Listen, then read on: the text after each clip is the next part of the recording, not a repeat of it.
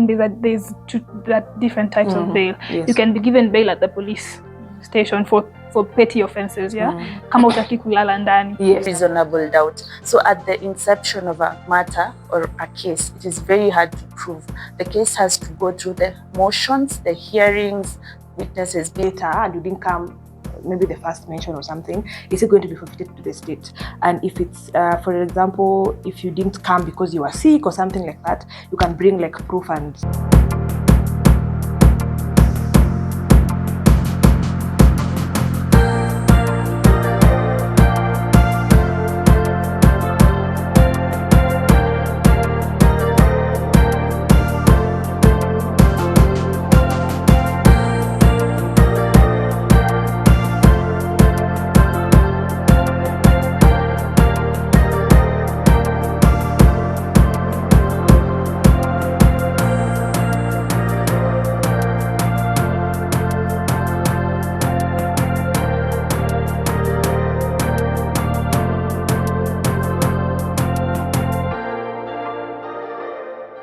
Hello and welcome to the Sisters-in-Law podcast. My name is Beverly Mokaya and I'm here with Aquila Mokaya on this podcast to discuss matters law. From talking about commercial law to criminal law to civil litigation, contracts, taxes, we've got you covered. Remember to like, share, subscribe, and invite all your friends. So today we have a guest. I will let her introduce herself and then we can introduce the topic that we are going to talk about, and hopefully you will all learn. We will all learn. Hi guys, my name is Deborah Mawea. I'm an advocate of the High Court of Kenya. I practice in Nairobi. I have specialized in criminal litigation, civil litigation, everything litigation. I'm happy to be here today and I hope that we get to learn and that we learn from one another. Okay. Yeah, so we are talking about bail and bond.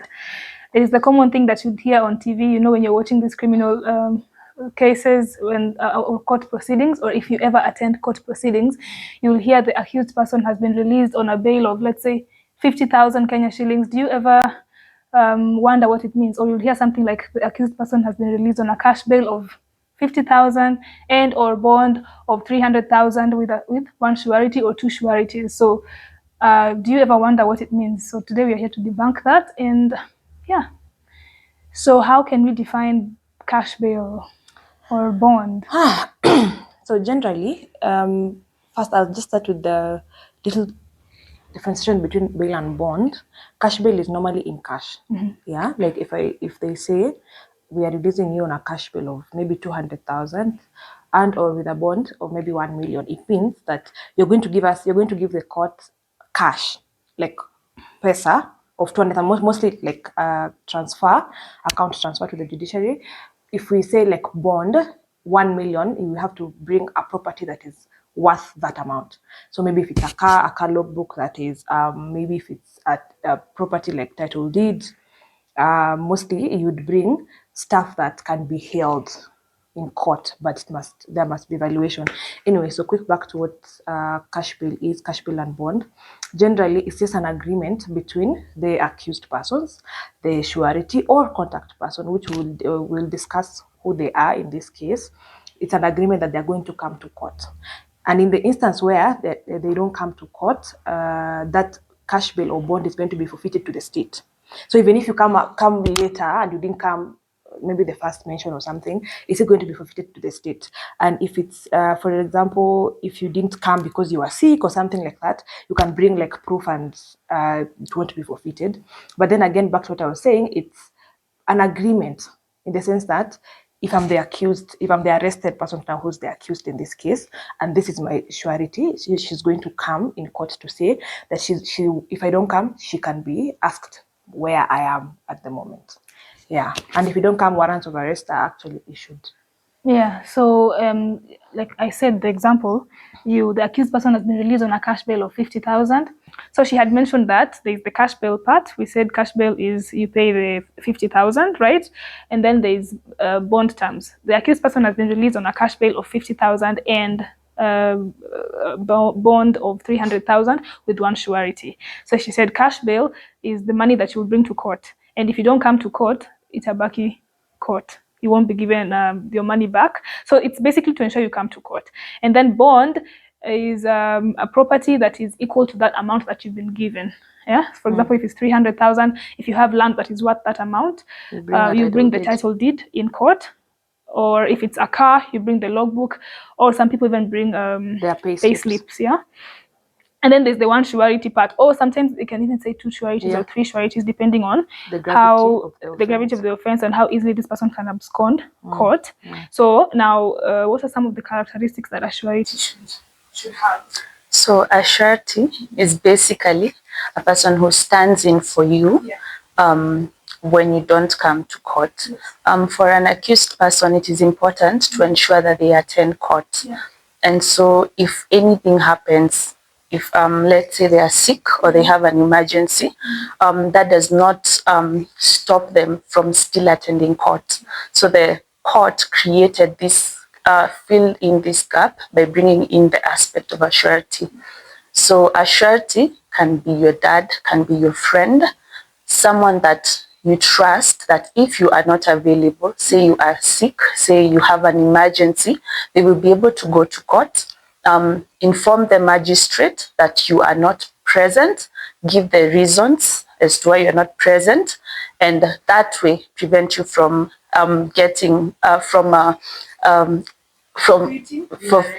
being arrested, like getting warrants of arrest. So there are things to consider when choosing a surety. You wouldn't go on the street and just pick anyone to be your surety. At least you have to have someone that you trust, and you have to have someone that you know is financially capable. Also, there are documents that the surety will need to bring to court. This person will need to bring their identification because the court needs to identify them and verify them. Yeah. Also, it's important that if, for example, you have been given bond, they come with the particular logbook or the title. So financial capability is very important. Another thing, your surety should not have a track record of, say, absconding court in the past, or even someone with a criminal record would not even be ideal to be a surety. Yeah. Also, you have to, as we have said in the beginning, you have to have a relationship with this person. You don't have to bring your ex to be your surety. How sure are you that they will actually attend court? Yeah.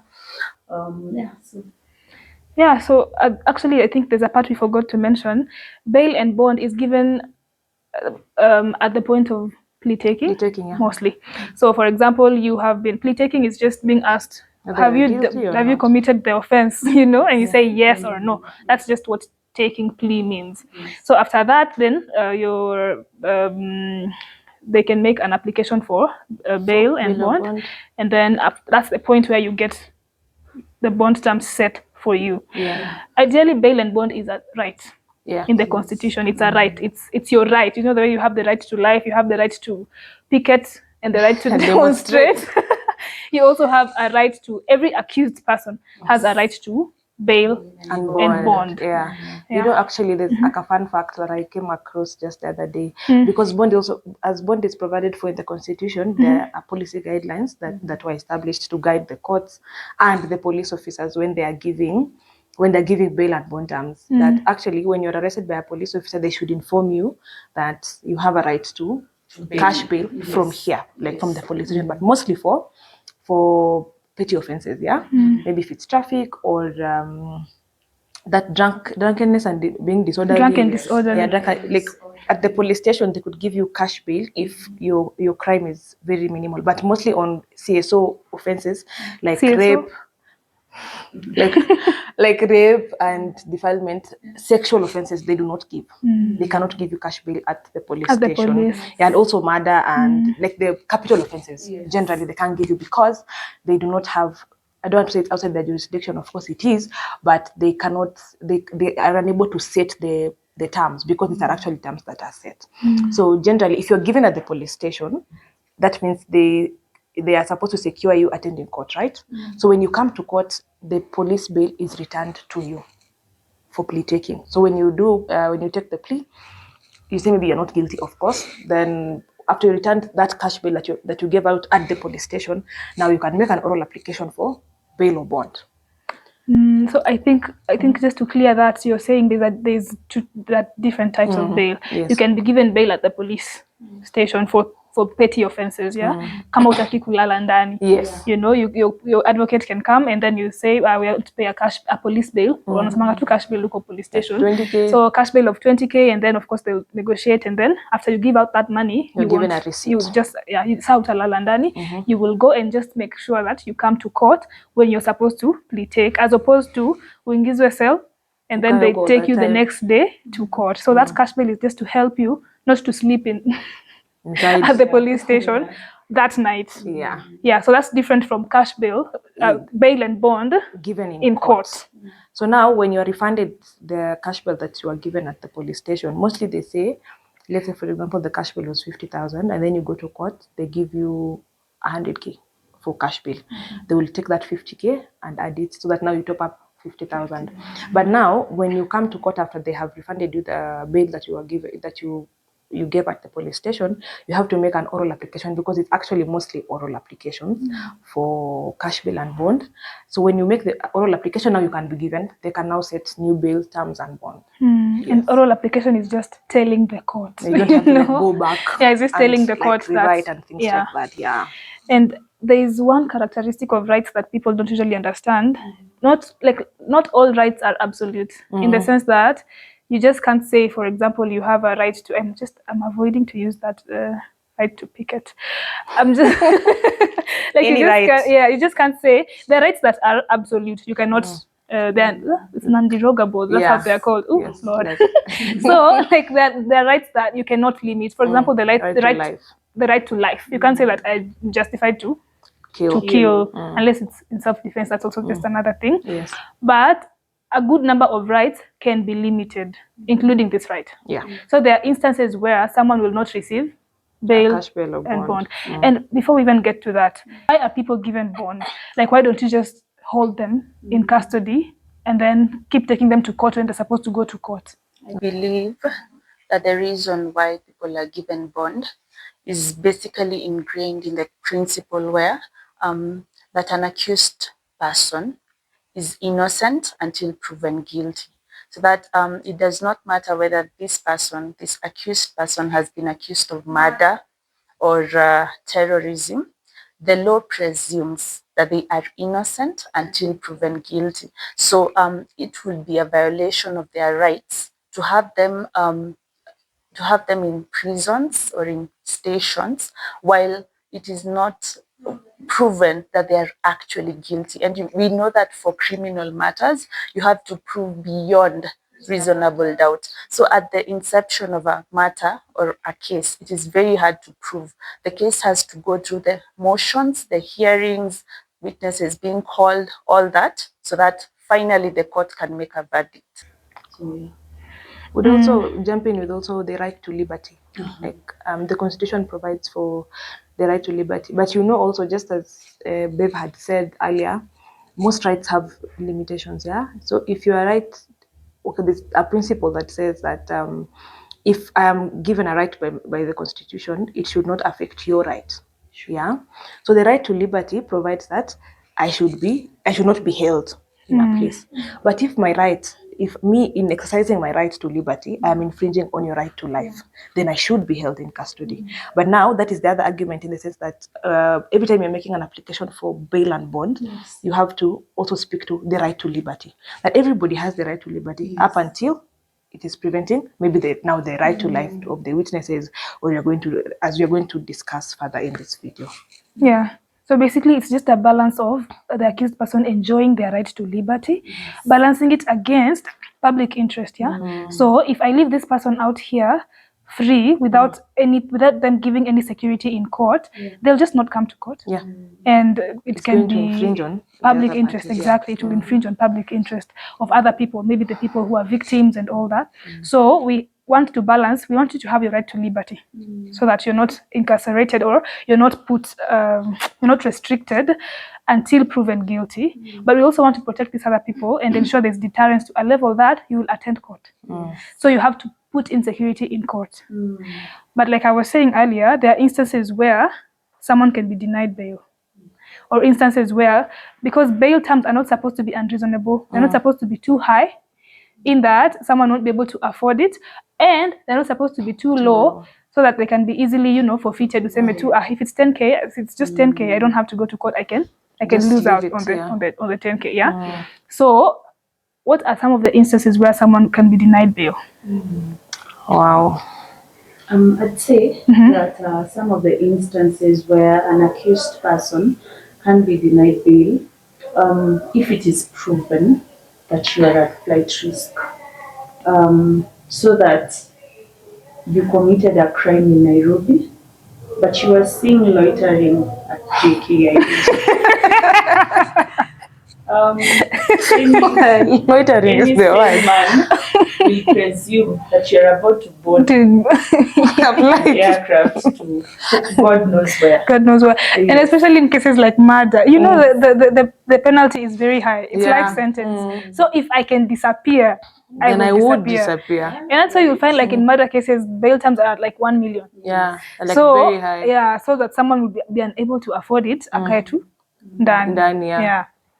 So if you're a flight risk, and flight risk is not just JKI. It's if you can disappear. If you even can to just go to maybe down here in Busia from Nairobi, you can't be caught. Even just hide in the woods or something. You'll be shot, fly away.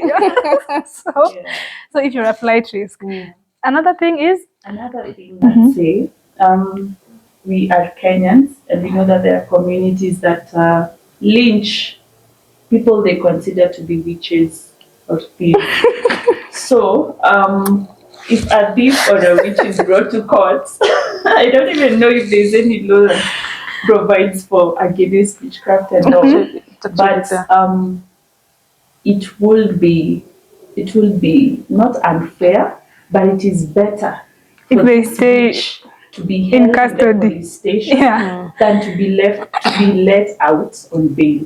In case this person will not come out alive. Exactly. Yes. She or he will be burnt alive. True. Exactly. So if there's a threat to the life of the accused person, they'd rather stay in custody. Yes.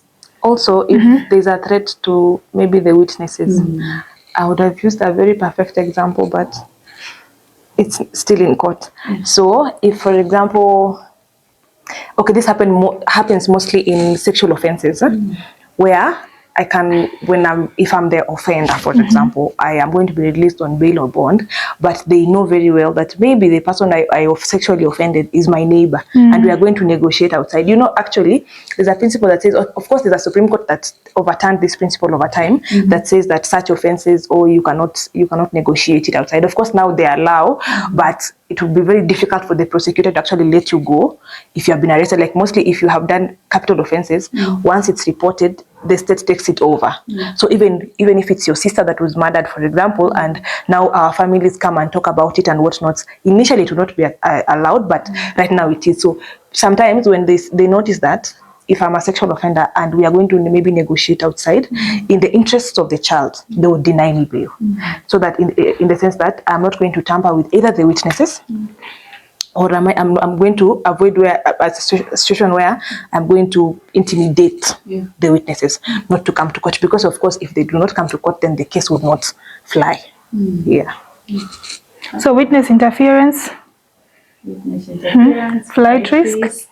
If you do not have a place of abode, if, for example, I am not economically shaming, but if it's a chokora who has been arrested, there's a murder case that we are doing in Milimani, and the guy was how are they called in English? You get Chokora. Like the guy was chokoza. boy. Hey, thanks. A street boy. Like the guy was a street boy. What about an archery? Like, you see, if you do not have a place of abode, they cannot locate it. Maybe today it'll be Nairobi, tomorrow it'll be in Eldoret, because this street boy was coming from Eldoret. He was not a Nairobi street boy.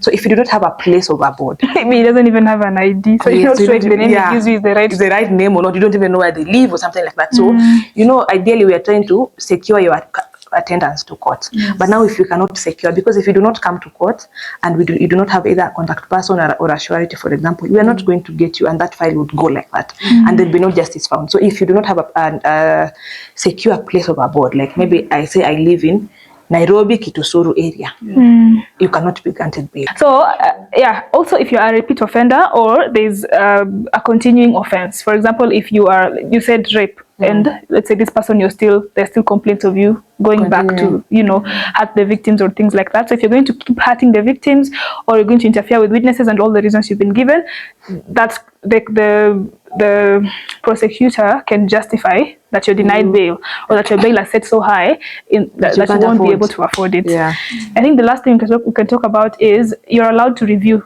bond terms. For example, if you let's say committed simple assault, you hit someone, and then your bail was set at, let's say, 500,000, cash bail of 500,000. That's even unfair. So you can go to court, or you can get your advocate to go to court and ask the court to review those bond terms. Not necessarily your advocate. Sometimes you see those accused persons in court raising their hand. Your honor, please. It's too much. You can give reasons such as you're a peasant, you don't have money, no one in your family has money, you're the only breadwinner, the offense you've committed is very, it's a misdemeanor, ni kidogo sana. So you don't have to be required to give that much money, and mostly you will find that magistrates are lenient and they will reduce it and you'll be able to pay. And you can be attending court from outside. From home. Just note that you, as an accused person, you're always supposed to be in court. For civil matters, you don't have to be in court. Your advocate can represent you. But as an accused person, if you don't come to court that day, it won't proceed. Yes, and they can actually release warrants of arrest to come and have you back to court. Also, there's something we had not talked about. For cash bail, for example, you need a contact person. You don't take in a surety. A contact person could be your wife, your brother, your sibling, just the same principles as the surety. But for a contact person, they can be arrested. Like if I'm your contact person and then you flee, I can be summoned to court. If I fail to appear, I am arrested to come and give reasons why Deborah didn't come to court. Okay, I hope you have learned. That's the end, right? That's the end. We have really tried to exhaustively cover it. So, yes. Kwa surety, how do you prove that this person who was accused is supposed to show themselves in court that they are kama sick ni sawa, unaweza pata doctor, but what if now they have an emergency? How do you prove that? No, the surety has to come and say in court and explain to the court. Once the magistrate sees the surety, there's some level of understanding, because he knows that if anything happens to the accused person, he should see the surety. The coming in place. Usually where the accused person is missing in court, the surety is missing in court. And by the way, if I think what you're asking is, someone is supposed to come with evidence. For example, if you're sick, come with medical reports. Yes, you have to show. You have to bring documents. Come to court. So, like the emergencies, maybe if someone is having a burial or something, you bring a death certificate. A death certificate, burial, that can obituary. Obituary, eulogy, anything.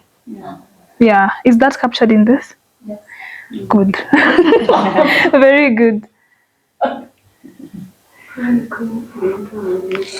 Yeah. Okay. So that's actually great. Yeah. There's something that has just escaped my mind, but it's fine. But actually, you can appeal if the terms of the bail and bond were not fair, and then you reviewed and they were still not fair. You can appeal to a higher court. Exactly. There's a case we did. They had set it at 320. It was at 320, and then it's reduced to 180,000, and then we were still not comfortable because the accused person was only able to pay 10,000. So it was appealed, and then actually alipatiwa 10,000. Wow, that's some good work you did. Yeah. So anyway, I think that's enough now. Yeah. You have definitely learned. Thank you for watching. See you next time. Make sure to like, subscribe, share, do all those nice things Leave that a you comment down below. Yeah. Thank you. do. Bye. Bye.